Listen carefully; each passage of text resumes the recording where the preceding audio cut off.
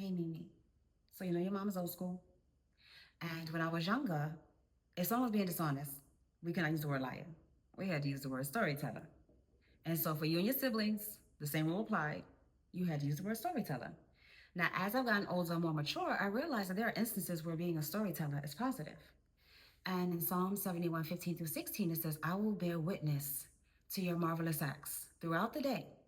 I will speak of all the ways you delivered, although I admit I do not know the entirety of either. I will come with stories of your great acts, my Lord the Eternal.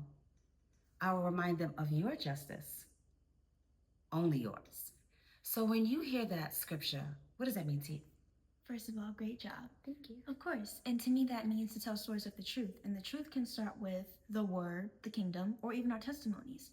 Because when we talk about the word, the kingdom, we want to tell the absolute truth about it and not lie, because that doesn't get you anywhere. If anything, it draws people away from God.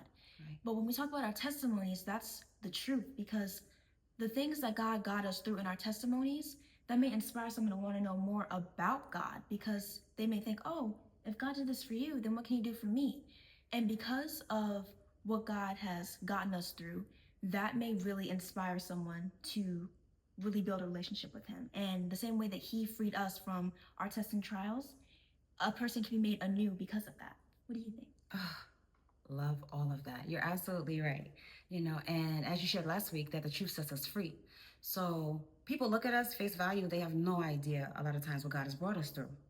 And when we do take the time to share, to tell our story of the testimonies that have been birthed from the hardest tests and the beautiful messages that have come from the messiest situations or circumstances, like you said, it allows them to truly learn how good God is and what he's done for us that they probably would have never thought we've gone through.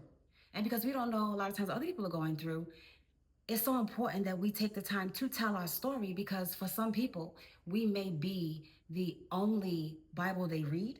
And we say often that sometimes the only Jesus people may get to meet is the Jesus that's in us.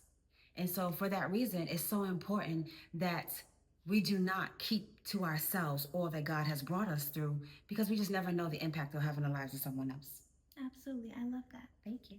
Just take some time to think, what kind of storyteller do you want to be? Have a blessed day, and we'll see you next Monday. Bye.